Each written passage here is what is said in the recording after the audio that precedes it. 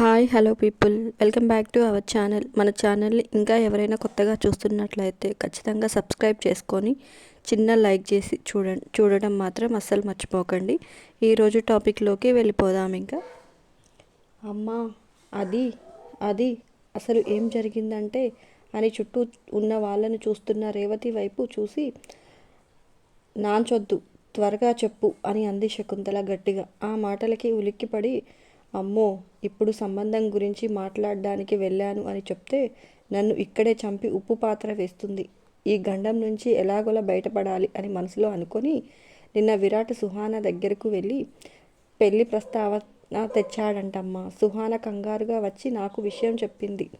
వాళ్ళకి మనకి పడదు అని నాకు తెలుసు కదా, అందుకే ఇంకెప్పుడు ఇలాంటి పిచ్చి పిచ్చి మాటలు మాట్లాడొద్దని గట్టిగా చెప్పటానికి వెళ్ళాను, అంతే అమ్మా, అంతకంటే ఏమీ లేదు అని అంది రేవతి భయపడుతూ. అబ్బచ్చా, అవునా? అంత గట్టిగా చెప్పటానికి వెళ్తే మరి వాడేంటి కాబోయే అత్తగారితో మాట్లాడినట్టు అత్తయ్య అని ప్రేమగా మాట్లాడాడు, ఆస్తుల వివరాలు చెప్తున్నాడు. నువ్వేమో చెవులు చాటంత చేసుకొని వింటున్నావు. నాకు ఏ యాంగిల్లో కూడాను నువ్వు వార్నింగ్ ఇవ్వటానికి వెళ్ళినట్లు అనిపించలేదు సరికదా, సంబంధం ఖాయం చేయడానికి వెళ్ళినట్లుగా అనిపించింది అన్నాడు శివ రేవతి వైపు చూసి. ఆ మాటలు వినగానే ఉఫ్, అమ్మా, వీడు మరీ పగబట్టేశాడు. ఈరోజు నాయనమ్మతో కలిసి నా ప్రాణాలు తీయాలని గట్టిగా కంకణం కట్టుకున్నాడు అనుకుంటుంది రేవతి మనసులో. శివ మాటలు వినగానే కన్నా చెప్పింది నిజమా అని అడిగింది శకుంతల. లేదమ్మా, వాడు ఏం విన్నాడో ఏంటో, ఎందుకు అలా మాట్లాడుతున్నాడో నాకు అర్థం కావడం లేదు.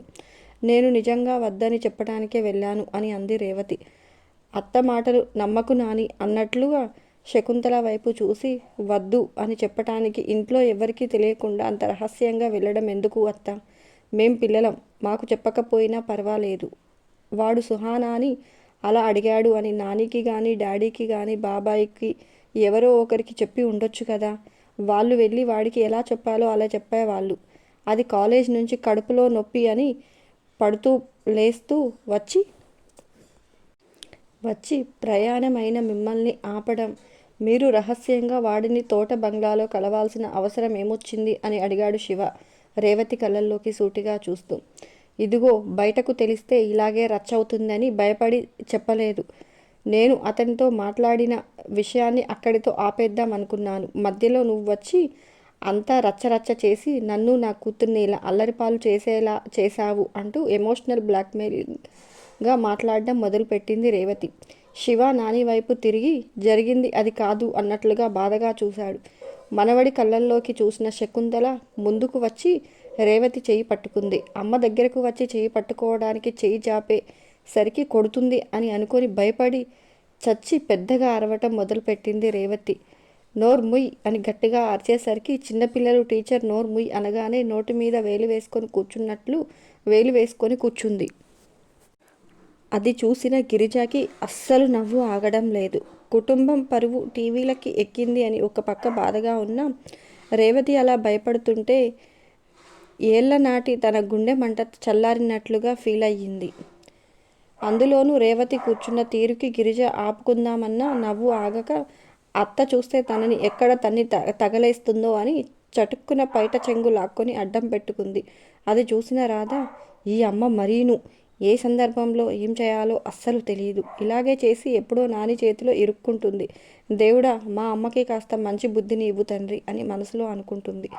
రేవతి చేయి తీసుకుని పక్కనే ఉన్న సుహాన తల మీద పెట్టి, ఇప్పటిదాకా నువ్వు చెప్పింది నిజాలే అని నీ కూతురి మీద ప్రమాణం చేసి చెప్పు అని అంది శకుంతల కూతురి కళ్ళల్లోకి సూటిగా చూస్తూ.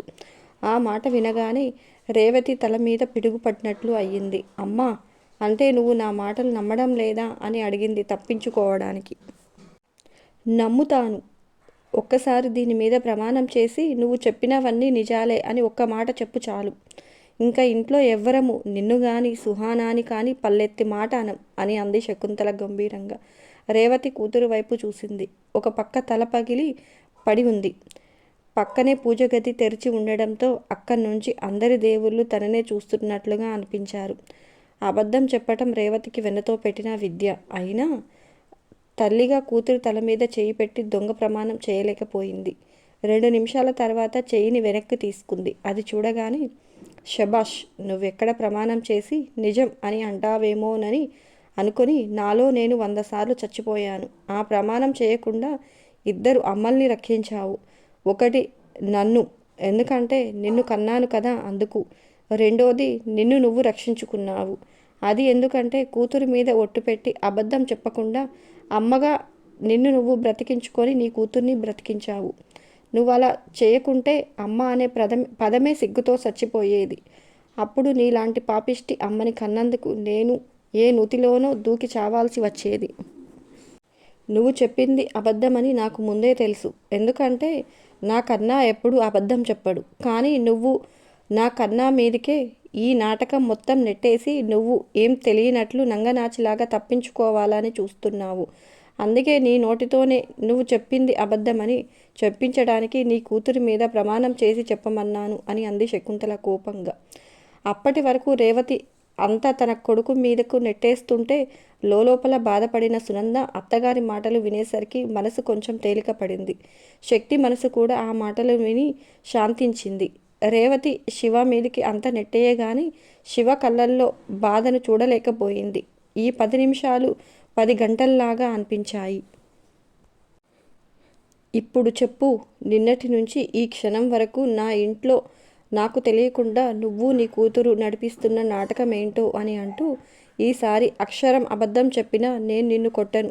బయట బాత్రూంకి వెళ్తే కడుక్కోవటం కూడా చేతకాని పిల్లవాడు ఉన్నాడు చూడు, వాడిని పిలిపించి నీ చెంపలు పగల కొట్టిస్తాను అని అంది శకుంతల కోపంగా. నిన్న విరాట్ సుహానాతో పెళ్లి ప్రస్తావన తెచ్చిన మాట వాస్తవమే అమ్మా. ఈ విషయం తెలియగానే ముందు నేను వద్దంటే వద్దన్నాను. కానీ సుహానా విరాట్ని ఇష్టపడుతుందేమో నన్ను బలవంతంగా ఒప్పించింది. ఒక్కసారి మాట్లాడి చూడడంలో తప్పేముంది? నచ్చితే సర్లే, లేదంటే లేదు అని మాట్లాడడానికి తీసుకువెళ్ళింది అని చెప్తూ తల్లివైపు చూసింది రేవతి. మరి ఏమని మాట్లాడావు అని అడిగింది శకుంతల. ఏం మాట్లాడలేదు అమ్మా. అలా వెళ్ళి విరాట్ని చూసి పలకరించి ఒక ముక్క అలా మాట్లాడానో లేదో నీ మనవడు వచ్చి పడ్డాడు. తర్వాత ఏం జరిగిందో నీకు అర్థమయ్యే ఉంటుందిగా అని అంది రేవతి భయంగా. ఛీ, నిన్ను కొట్టాలన్నా నాకు అసహ్యంగా ఉందే.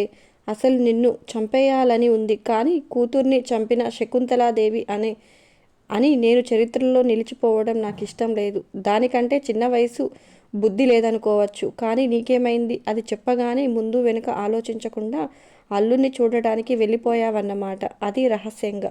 మేము అక్కర్లేదు సరిలే, భర్త కూడా అక్కర్లేదా? అత్త మామలు, ఆడపడుచులు, వీళ్ళతో మనకు పనేముందిలే.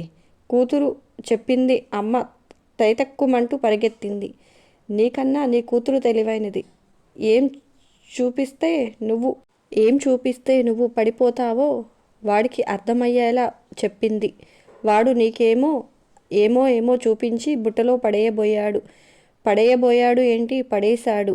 ఇదంతా నీ కూతురు ఏమి ఆలోచించకుండా చేసింది అనుకుంటే మా అంత తెలివి తక్కువ వాళ్ళు ఉండరు. అంతా ఆలోచించే ఇది వాడు కలిసి నిన్ను వెర్రిదాన్ని చేస్తుంటే నువ్వు ఎర్రిదానిలా అవుతూ పోయావు. నేనింత తెలివి తక్కువ దాన్ని, బేవకూఫ్ దాన్ని కన్నానని ఈరోజే తెలిసింది అని శకుంతల కోపంగా అంది. అమ్మ, నిజంగా ఒట్టేసి చెప్తున్నాను, నేనంత దూరం ఆలోచించలేదు. అలా వెళ్ళి చూసొచ్చి అతని మాటలను బట్టి మీతో, మీ అల్లుడు గారితోనూ అన్నయ్యలతోనూ మాట్లాడి చూద్దామనుకున్నాను. వాళ్ళు మనకు తూగుతారు కదా, పైగా పదవిలో ఉన్నారు, పలుకుబడి కూడా ఉంది. అలాంటి వారింటికి నా పిల్ల వెళ్తే సుఖపడుతుంది అనుకున్నాను. తల్లిగా నా బిడ్డ సుఖంగా ఉండాలనుకోవటం తప్ప. చెప్పమ్మా అని అంది రేవతి దీనంగా మొహం పెట్టి. ఓహోహో, వేసేసింది. అత్తయ్య గారికి సెంటిమెంటులతో వెన్నపూసి రాసేసింది. అత్తయ్య, నీ కూతురు మాటలకు పడిపోకండి ప్లీజ్ అని అనుకుంటుంది గిరిజ మనసులో. వాడు నిన్ను అడ్డు పెట్టుకొని మన కుటుంబంలోకి రావటానికి ప్రయత్నిస్తున్నాడు అత్త. దానికి ఇది కూడా బాగా హెల్ప్ చేస్తుంది. దీనికి మన ఫ్యామిలీతో ఏం ప్రాబ్లమో నీకు బాగా అర్థం కావటం లేదు. నువ్వు అన్నావే మనకు సమానంగా తూగుతారు అని. తూగడం అంటే ఆస్తి, పదవి, పలుకుబడి మాత్రమే కాదత్తా, గౌరవం, పరువు, ప్రతిష్టలు కూడా ఉంటాయి. అవి వాళ్ళల్లో భూతద్దం పెట్టి వెతికినా దొరకవు. వాడు దీని మీద ప్రేమ పొంగిపోయి ఈ పెళ్లి చేసుకోవాలనుకుంటున్నాడు అనుకుంటున్నావు కదా.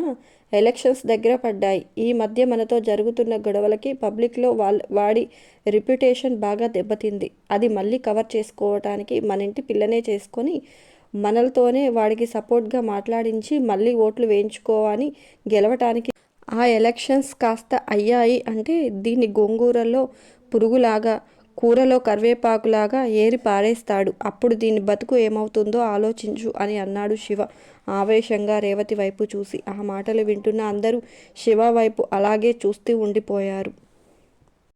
శకుంతల మనవడి ముందు చూపు తెలివితేటలు చూసుకొని లోలోపల మురిసిపోయింది.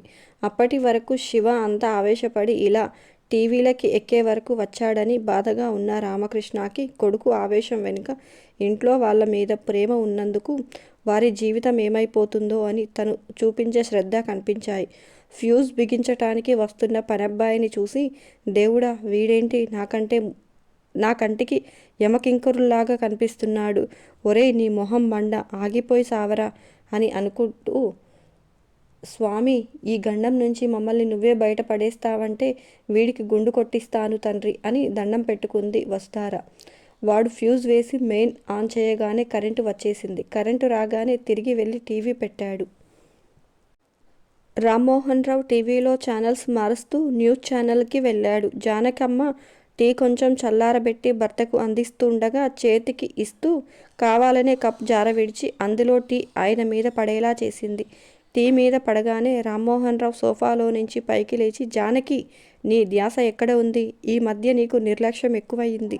నేను గమనిస్తూనే ఉన్నాను అని 4 అరుపులు అరిచి లోపలికి వెళ్ళబోతూ ఉండగా యాడ్స్ పూర్తయి న్యూస్ మొదలయ్యింది. అప్పుడే అందిన వార్త తాజా వార్త శకుంతలాదేవి మనవడి చేతిలో చిత్తుగా దెబ్బలు తిని గాయాలు పడిన మంత్రి పెద్ద కొడుకు విరాట్ పరిస్థితి విషమంగా ఉన్నట్లు హాస్పిటల్ వర్గాల నుంచి వస్తున్న సమాచారాన్ని మా రిపోర్టర్ తెలియజేశారు.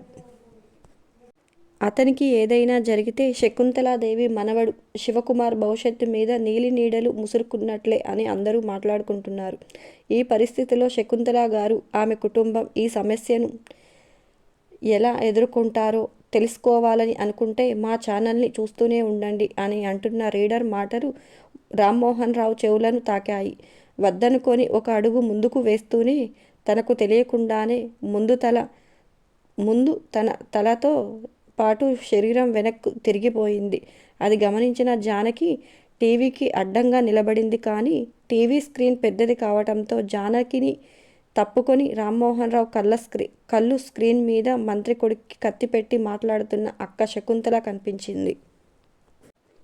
దీంతో ముందుకు అడుగు వేసిన వాడల్లా వెనక్కు తిరిగి 4 అడుగులు వేసి అడ్డులే జానకి అని ఒక్క అరుపు అరిచాడు. జానకి లోపల గుటకలు మింగుతూ రామయ్య తండ్రి ఈరోజు ఈ అనర్థం జరగకుండా నువ్వే కాపాడాలి. అలా చేస్తే ఆ పిల్లలు శివ శక్తిని పీటల మీద కూర్చోబెట్టి నీ కళ్యాణం అంగరంగ వైభవంగా జరిపిస్తాను స్వామి అని మొక్కుకుంటుంది మనసులో. రామ్మోహన్ రావు అక్కని చూసి జానకిని పక్కకు జరిపి టీవీ దగ్గరకు వెళ్ళి చూశాడు. కింద పడుతున్న వాక్యాలు చదివాడు. రేవతి కూతురి గురించి వస్తున్న వార్తలు చూడగానే ఆయనకు తెలియకుండానే పిడికిళ్ళు బిగుసుకుపోయాయి. 2 నెలల క్రితం మంత్రి చిన్న కొడుకు మీద యాసిడ్ దాడి జరిగినట్లుగా కూడా సమాచారం అందింది.